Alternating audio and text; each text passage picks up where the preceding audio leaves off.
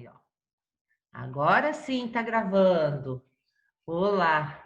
Não já ia ter que gravar a aula de novo. Aconteceu agora no primeiro horário. Oh, brincadeira. Então vamos aqui. Bom, então a gente vai dar continuidade então a esse filoanélida, tá, pessoal?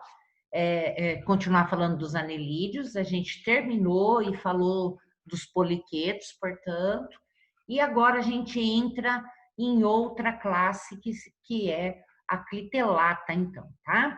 E dentro de clitelata a gente tem duas subclasses, que é oligoqueta e irudínia, mas irudínia a gente fala depois, então, tá? Então vamos falar dos oligoqueta, que são então as minhocas, então, tá? Então tá distribuída dessa forma, esse filoanélida, né? E nós vamos, então, para a classe clitelata e a subclasse oligoqueta, onde abordaremos, então, minhocas terrestres, aquáticas de água doce também, tá?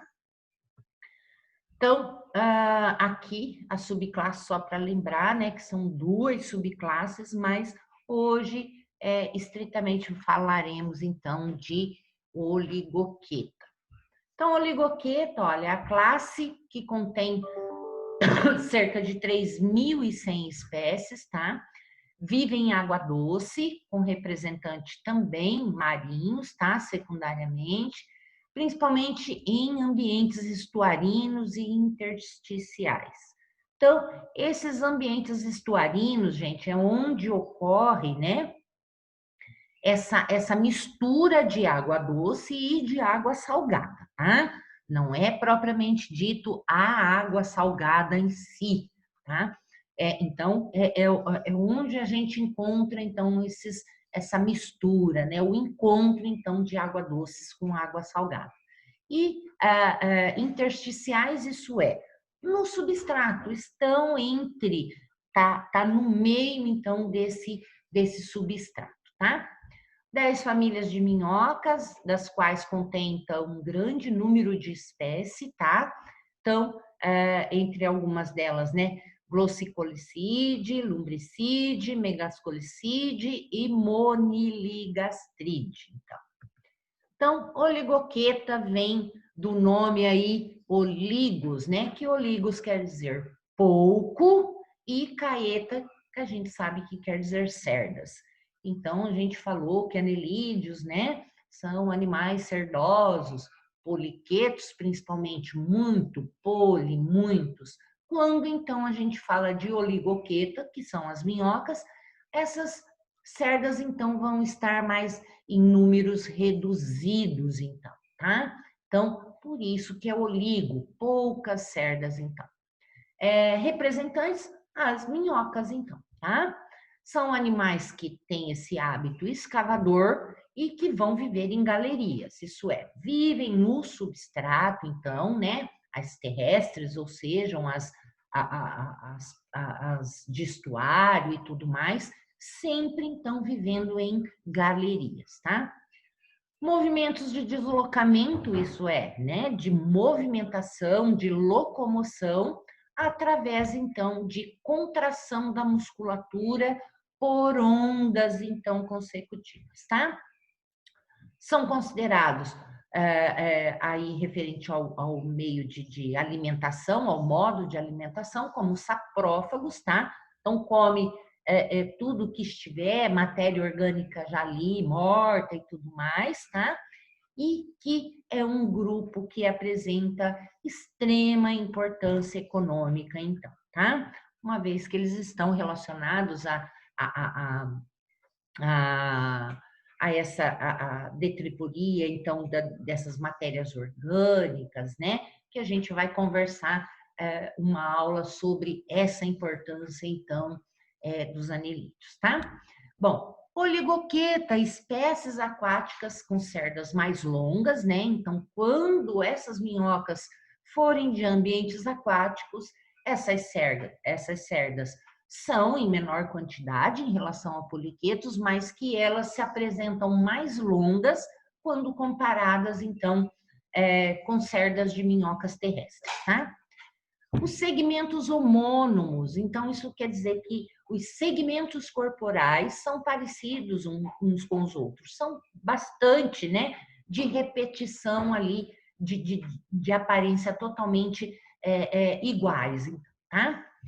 Prostômio e peristômio simples, né? Então, temos essa na região anterior, então, a presença do prostômio e do peristômio, e não vai haver tentáculos como nós vimos dentro do grupo de poliquetos, tá? Então, não existe essa presença de tentáculos, muito menos de palpos ou então de cirros peristomiais, que a gente também via no grupo de poliquetos, tá?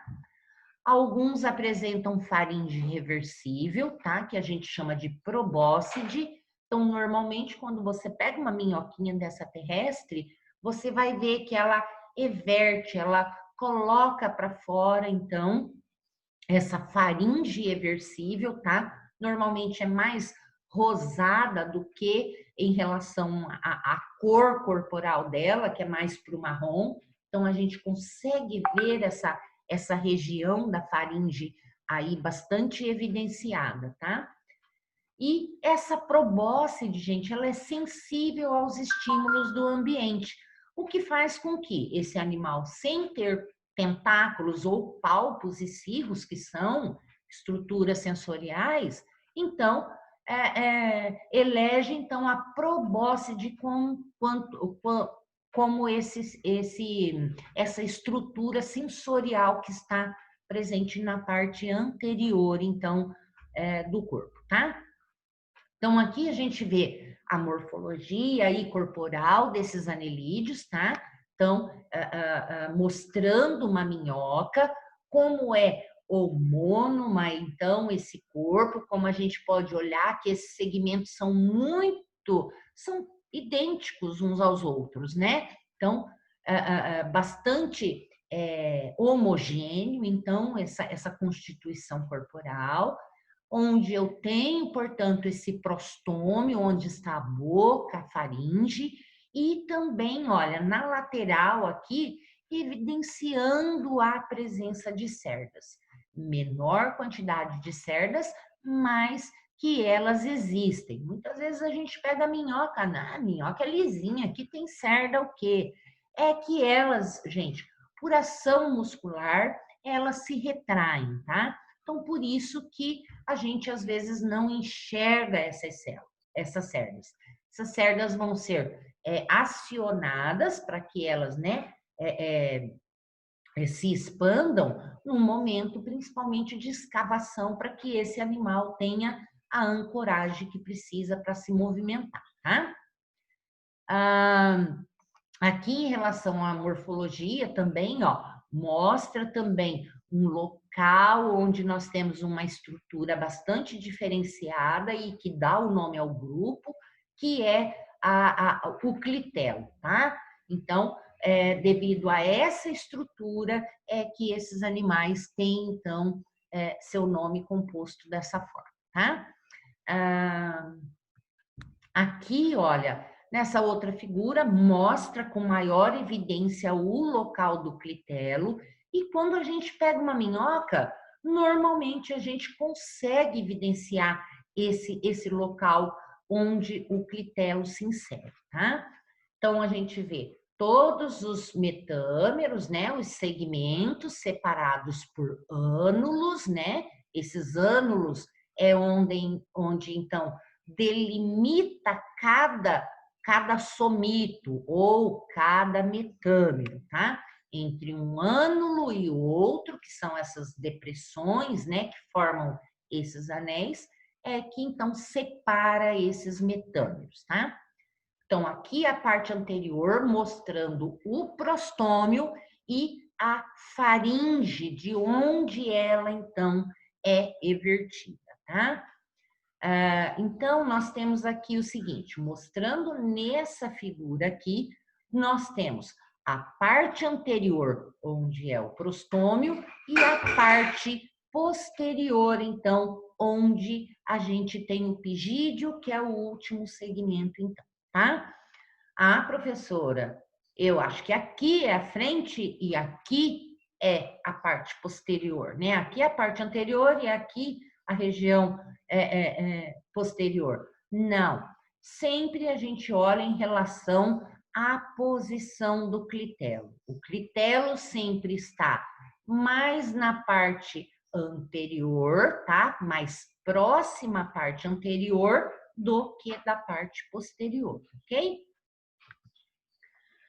Diversidade, né? Então, para mostrar um pouquinho aí essas minhocas que são de ambiente aquático e as terrestres, então. Então, temos a terrestre, que a gente está acostumado a ver, é lógico que existem várias espécies, tá? Pronto. Oi. Então, quer dizer, clitelo, é Ah, clitelo, né? Vai isso. ficar mais perto da cabeça do que da Sim, parte de trás, né? exatamente. Quando você vê que o clitelo, ele está mais próximo de um lugar, ali, então, é o prostômio, tá? Quando ele está Uhum. mais longe da outra região, é porque essa região é o pigídeo, é a parte posterior. Ah, entendi. Beleza? Beleza. Então, aqui, em relação a essas espécies. Então, aqui o lumbricus, que a gente mais tem encontra aí, que é mais do nosso convívio, né? Que a gente sempre vê e que a gente também consegue, olha, sempre vê, às vezes é bem mais sutil essa cor, mas que a gente ainda consegue identificar essa região do clitelo. Portanto, aqui a cabeça e aqui então a parte posterior. As cerdas estão um pouco escondidinha, a gente não vê. Mas quando a gente está lá na lupa, a gente é capaz de enxergar sim, ou pelo menos enxergar os poros por onde essas cerdas saem, tá? Quando a gente trata, então, de minhocas que são de ambiente aquático, a gente já enxerga, então, dependendo dessas espécies, então, essas cerdas muito mais longas, devido a esse, né, a promover uma melhor locomoção nesse ambiente aquático, tá? Temos também a tubifex também, olha, que ela, a extremidade anterior do animal fica, ela se projeta através do tubo, então ela produz esses tubos dentro do substrato e aí ela fica com uma parte dela, então, na água, tá? Isso para recolher alimento e tudo mais. E ela pode entrar aqui para dentro desses tubos, então. Por isso que ela já tem esse nome de tubifex, então, tá? Aqui mostrando um outro tipo, né? Mas ela tem algumas cerdas também que a gente pode visualizar, ou algumas podem ter essas cerdas muito pequenas também que a gente às vezes não enxerga assim a olho nu, tá? São bem pequenas essas daqui, tá, gente? São bem pequenininhas, não são tão grandes. Mas temos algumas aquáticas assim, bem grandinhas também. Parede do corpo. Vamos lá. Então, a parede do corpo, olha, vai ter um par de cerdas de cada lado, de cada, então, metâmero ou de cada somito, a gente tem lá, ó, duas e duas. Então, duas cerdas, desculpa, uma e uma, né? Um par de cerdas, então, de cada lado. Para quê? Para ancorar os oligoquetos na parede dessa galeria onde ela está escavando, então, tá? Apresentam musculatura associadas a essas cerdas, o que mostra nessa figura aqui, por isso que eu falei que nem sempre a gente enxerga essas cerdas. Então, essa musculatura, quando ela contrai, ela traz essa cerda e guarda essas cerdas, então, tá?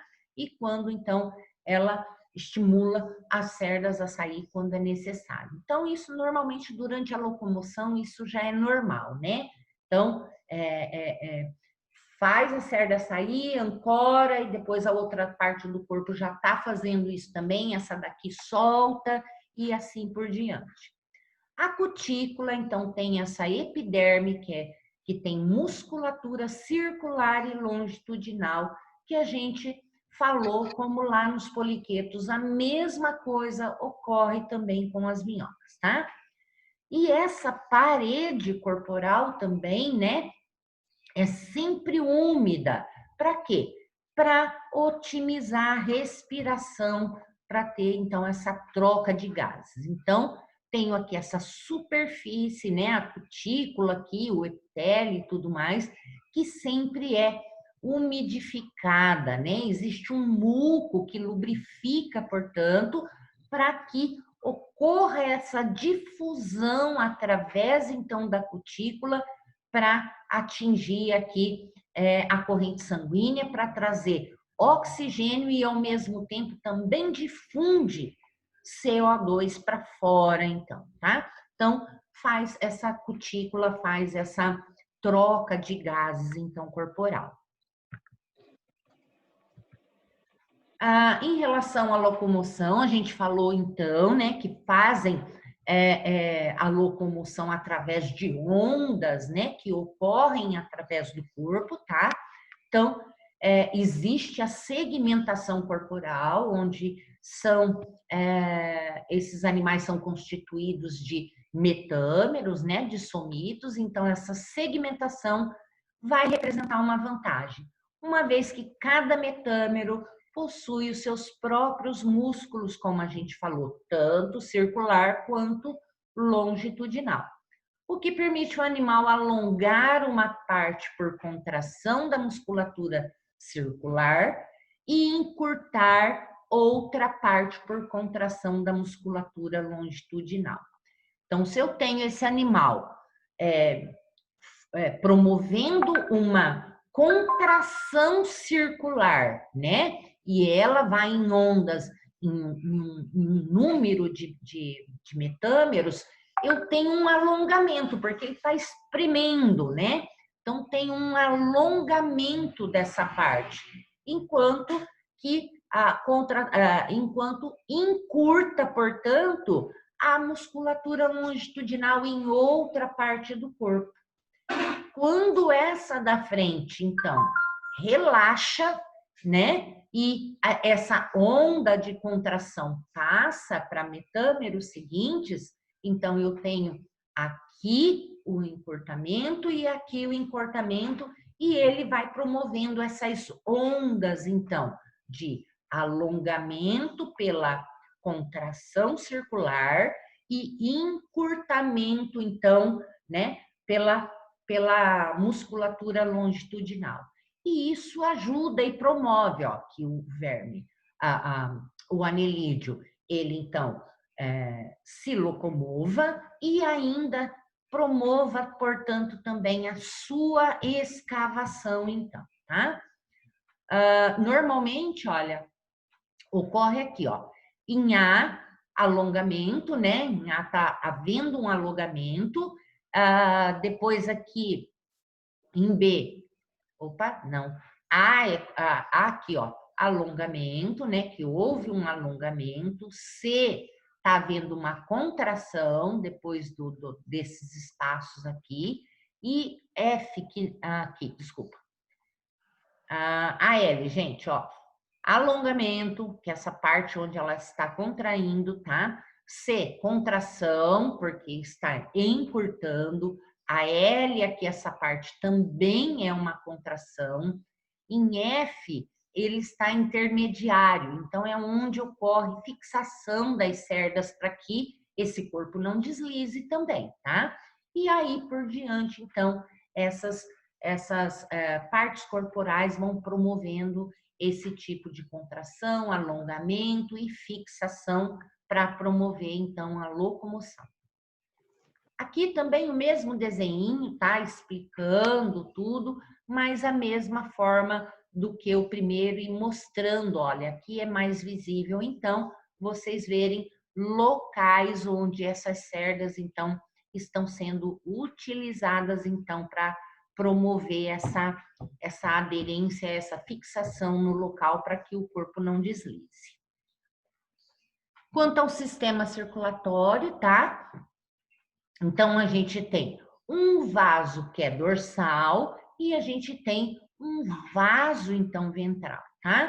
Onde a gente tem, então, essa ligação, olha, de corações que são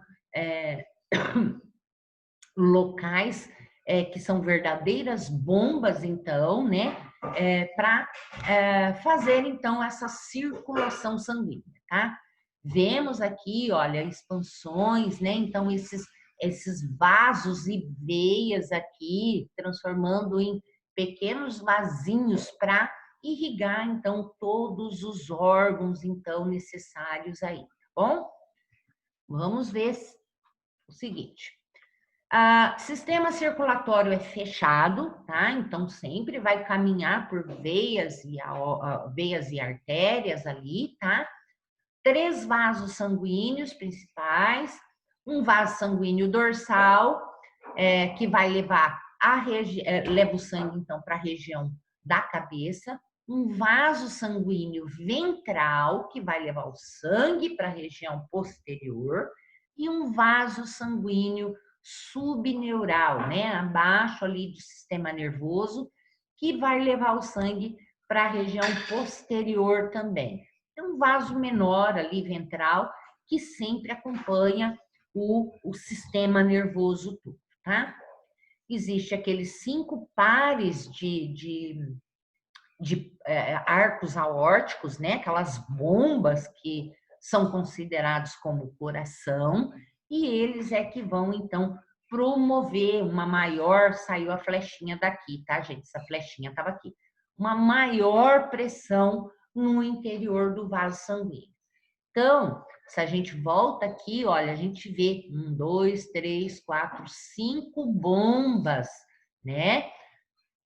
Ali trabalhando como corações, então, para bombear todo esse sangue, tá? Existem células ameboides livres no sangue, isso é, células capazes de locomoção em forma ameboide, e temos pigmento dissolvido aí, né? Hemoglobina dissolvido no sangue, por isso que o sangue da minhoca é vermelhinho, tá, gente? Porque tem hemoglobina, então.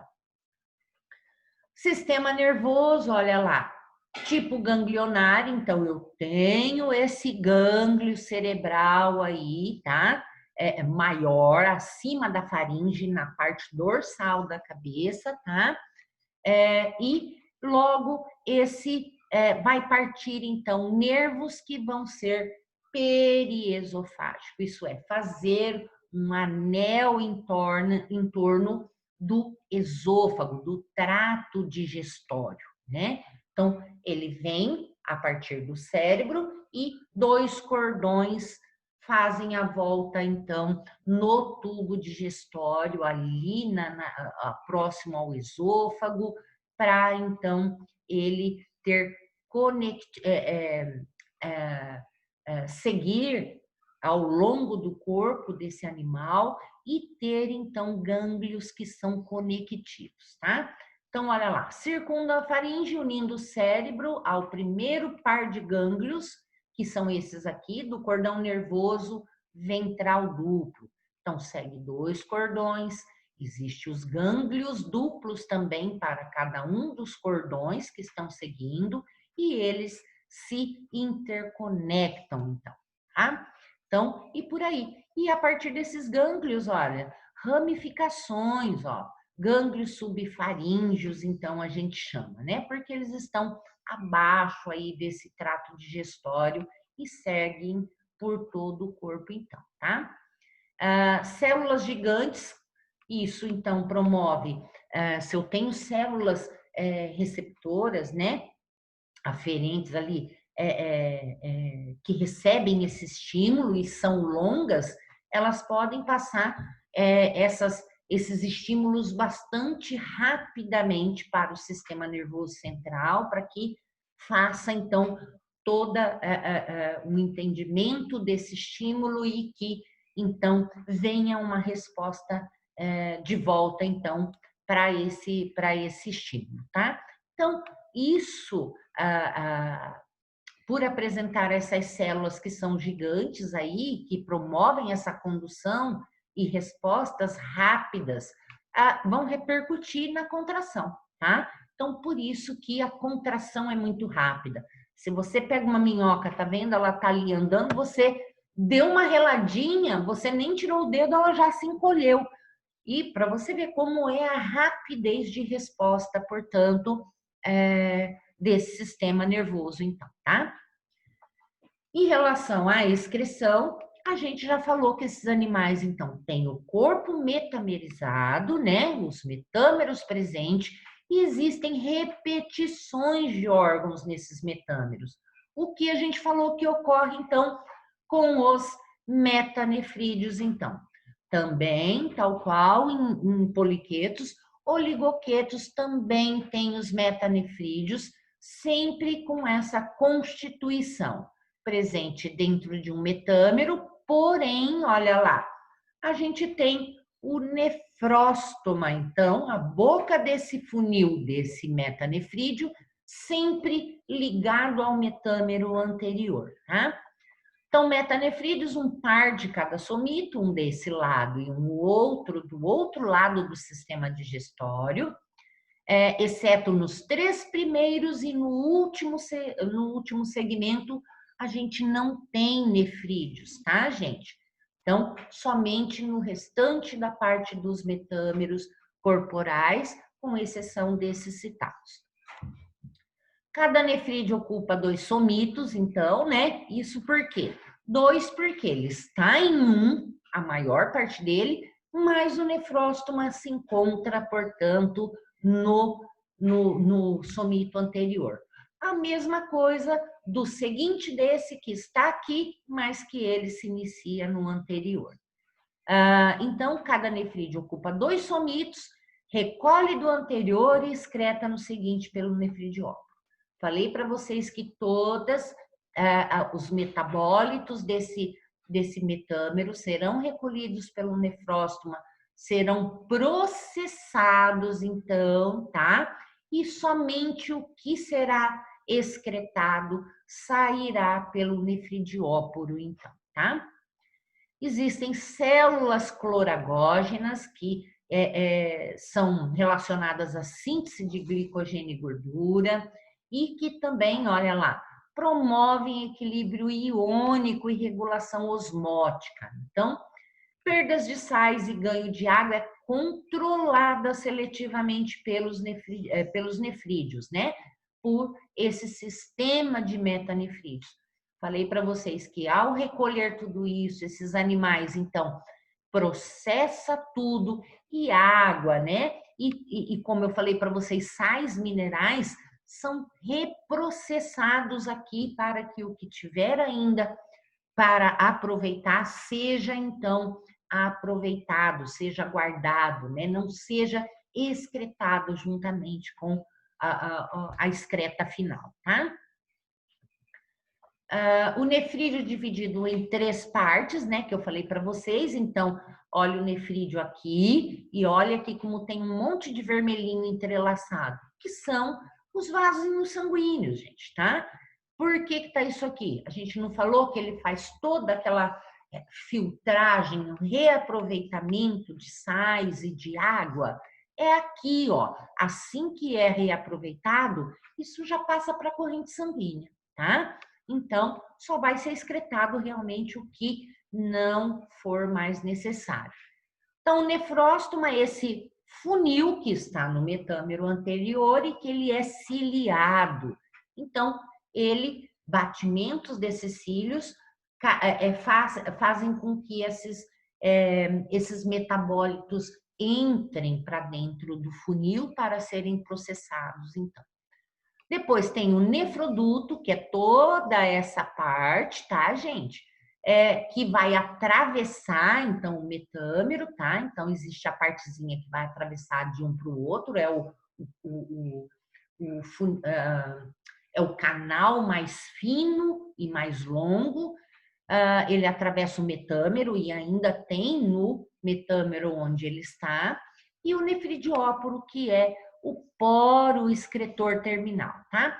Aqui, essa parte mais alargada é considerada a bexiga. Aqui é onde, então, nós temos o que já foi elaborado, filtrado e que já está preparado, então, para eliminação.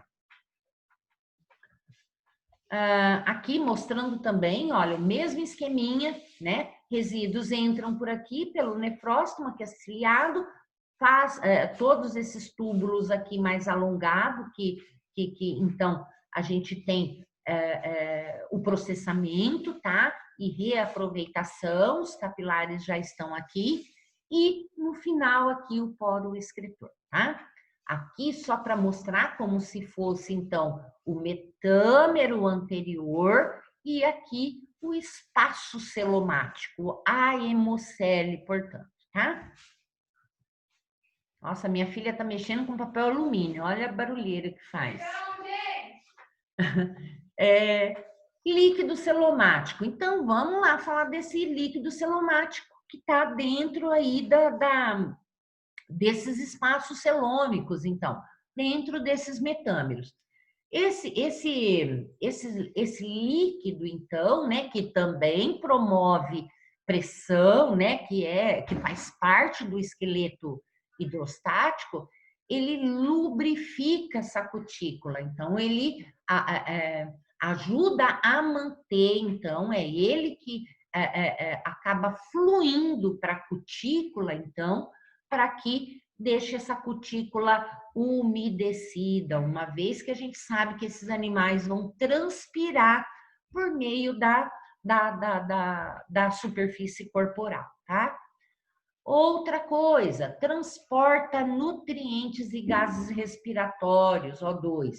Então, ele transporta nutrientes aqui, né, que ele recebe, passa, e também, olha, os gases respiratórios que estão entrando através da cutícula, tá? Então, ele ajuda, esse líquido ajuda a levar esses gases, portanto, para a corrente sanguínea, né? Para onde for necessário.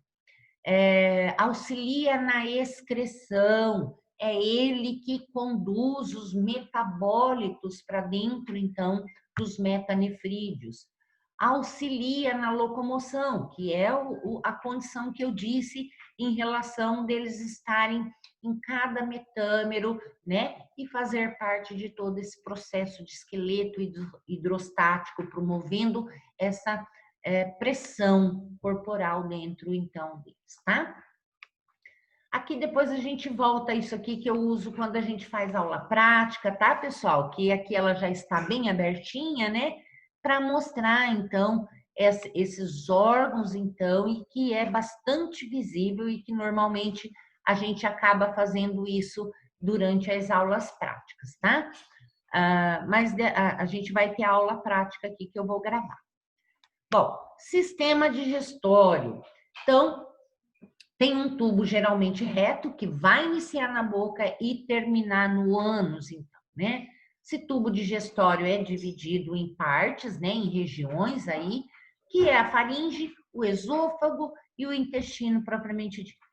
Então, anteriormente, a gente tem a cavidade ou tubo bocal oral, né? Então, eu tenho a boca lá com aquela com a faringe, né? De onde ela vai, então, obter seu alimento. Essa faringe invertida em alguns grupos, com musculatura associada a um esôfago, então, possui essa musculatura para poder, né? Tomar esse alimento, portanto, tá? E esse esôfago, olha lá, vai possuir especializações, então, essa parte aí, nessa divisão do trato digestório. Então, temos lá, olha, posteriormente, no esôfago, então, nós temos glândulas calcíferas, tá? Principalmente na família Lumbricidae, nos gêneros Lumbricus e Eusenia, tá? Então, o que vai fazer? Qual é o papel dessas glândulas calcíferas? Elas vão, então, separar o excesso de cálcio, gente, tá? Então, ingere um material ali com cálcio, tá? Então, esse cálcio aqui do material ingerido vai se transformar em calcita, então, que é excretado através, então, do tubo digestório e, é lógico, do intestino através do ânus, então, tá? Como ainda essas glândulas calcíferas também vão fazer a regulação de níveis de íon cálcio e carbonato. Isso é, precisa de um tamponamento do sangue e do fluido celomático, então. Então, esse cálcio também é necessário, né? Mas que ele é aproveitado dentro das quantidades necessárias para tamponamento, então, desses fluidos. O papo é uma área mais dilatada que, quando a gente fala papo, gente, é para armazenamento de alimento, tá? Depois desse papo, nós temos a moela. Por quê? Toda a comida, o alimento que está sendo ingerido passa por essa moela para que essa parte faça uma pré-quebrada, uma quebrada nesse alimento, né? Uma trituração. E essa trituração é mecânica. Se é uma moela, ela é uma porção que é muscular, bastante forte e especializada justamente para isso, para que sejam triturados, então, esse alimento que está sendo ingerido. Trifossole, existe uma prega no intestino e esse trifossole aumenta a superfície de contato para essa absorção também, tá? E tecido cloragógeno, isso é, células que vão estar ali no celoma, que vão fazer a síntese e armazenamento, então, de proteínas, glicogênio e lipídio, tá? Então, vão recolher, então, através desse tecido, né, e células ali dispersas, recolhe e é guardado, portanto, esses artigos, então, né, itens necessários aí para armazenamento, então, de alimento. Não vai. Em relação à reprodução, gente, então nós temos dentro desse grupo, então, eles sendo monóicos, eles são hermafroditas e possuem os dois sexos. Porém, é um grupo que, apesar de serem hermafroditas, possuírem os dois órgãos reprodutores, tanto feminino quanto masculino, eles não se autofecundam, eles fazem fecundação cruzada. Então, dois indivíduos diferentes, então, farão, então, essa reprodução através, então, da fecundação cruzada. Isso é, trocando material, então, né, de gametas, então, para que ocorra, então, a reprodução, tá? Então, ambos têm os órgãos femininos e masculinos, eles fazem essa fecundação cruzada, portanto, o que é trocado é somente espermatozoides, tá? Então, reprodução, ó, sistema reprodutores distintos e complexos, né? Existem gônadas permanentes aí dentro desse grupo de animais e está restrito a alguns poucos segmentos, né? Eles não são repetidos em todos os segmentos. Alguns segmentos específicos estão relacionados a terem, então, esses órgãos reprodutores, tá? Presença de clitelo, que é uma região glandular extremamente relacionada, então, à reprodução dentro do grupo, então, desses clitelatos, tá? Que é isso aqui, olha, e que ela é altamente visível, principalmente nesse momento de reprodução, tá? Ela fica mais evidente, maior, né? Principalmente se essa minhoca, ela já realizou, então, a reprodução cruzada, tá? Então, a reprodução, olha, a gente tem o clitelo como uma estrutura que faz parte dessa reprodução, e clitelo nada mais quer dizer que célula, porque ela parece uma célula, só que ela fecha, né, no corpo todo esse anel grande. Então, são glândulas secretoras de muco, produtoras de materiais formadoras da parte externa da cápsula do casulo. E também, o que acontece? Ela forma albumina também para o desenvolvimento do zigoto. Então, é uma cápsula, né? O clitelo nada mais é que uma estrutura que, ao final, né, da fertilização, se transformará em um casulo, em um local apropriado para que esse zigoto fique e que esse local já é, então, provido de material para que esse zigoto se desenvolva, tá? Troca de gametas com utilização do clitelo, então nós vamos ver aí mais para frente como ele participa então desse momento. Fertilização ocorre externa dentro de um casulo secretado pelo clitelo. De 1 a 20 zigotos por casulo. Então, nós vamos ter, né, dentro de um clitelo que se transformará em um casulo. 1 semana, meses, então, para que o desenvolvimento desse zigoto, então, tenha o seu, complete ali o seu desenvolvimento, tá? Mas olha lá, dependendo da espécie ou condições climáticas também, tá, gente?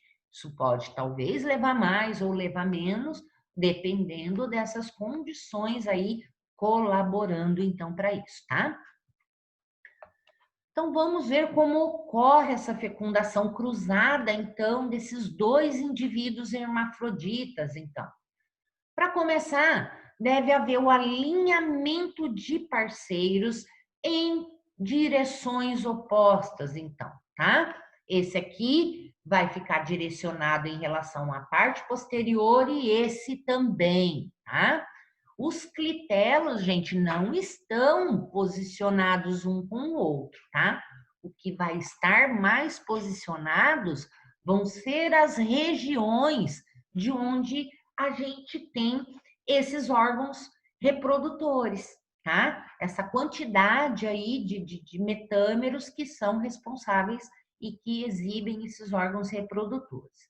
Então, alinhados de formas aí de direção opostas, existe muita produção de muco nessa hora, tá? Então, o clitelo ajuda muito nessa produção de muco, que é para ajudar a fixação desses dois indivíduos, tá? Como também facilitar o escoamento dos espermatozoides também. Então, gonóporos masculinos alinhados com as aberturas das espermatecas do outro. Então, olha lá, eu tenho o gonóporo, por onde vai sair os espermatozoides, tá? Próximos ali das aberturas onde vão guardar, onde vão ser guardadas esse sêmen, tá? E cerdas copulatórias especiais ou estrutura penianas para que essas estruturas ou essas cerdas sejam inseridas de um parceiro no outro, para ajudar com que eles fiquem presos uns aos outros, para que não solte, então, durante esse momento, tá? Então, olha lá, esses dois indivíduos, eles agem como, então, eles fossem, ao final, eles saem como fêmeas fertilizadas, inseminadas, quer dizer, ainda não fertilizadas, tá? Duas fêmeas, então, inseminadas, isso é, está o depósito lá de sêmen, tá? Então, olha lá, emparelhados, gente, esses gonóporos e tudo mais, o que acontece? Esse deixa, né, espermatozoide, e esse deixa espermatozoide nesse, e esse deixa o espermatozoide nesse, tá? Fez lá, ficou e tudo mais, né? Aí o que acontece? cada um vai para o seu lado, e esse clitelo, então, gente, ele vai se espessar e ele vai deslizar, tá? Então, ele vai deslizar daqui para frente. Então, vamos pegar ele. Então, ele passa aqui, recolhe os óvulos, gente, que tá ali na região, então, feminina. Vem deslizando, se deslocando no corpo dessa minhoca até ele chegar mais à frente e recolher os espermatozoides. Por isso que as minhocas saem inseminadas e não fertilizadas, porque a fertilização vai ocorrer dentro do casulo, gente, tá? Que é formado pelo clitelo. Então, deslizou o clitelo, pega os óvulos, deslizou mais à frente, pega os espermatozoides. Ele vem deslizando, fecha essa ponta e na hora que ele sair a outra parte, fecha a outra ponta. Aí sim, aqui acontece a fertilização, então, tá? E o desenvolvimento vai ocorrer dentro dessa cápsula aqui formada, que é o casulo, então, tá? Então, isso aqui é o ovinho da minhoca, tudo bem? Então, ó, sistema reprodutores, dependendo aí de algumas literaturas que a gente lê, fala que os sistemas reprodutores estão ali entre o 9º metâmero e o 15º.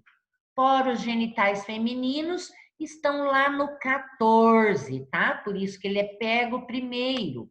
E poros genitais masculinos aqui está no 15, só que é errado. Normalmente ele está mais à frente. E aí recolhe, então,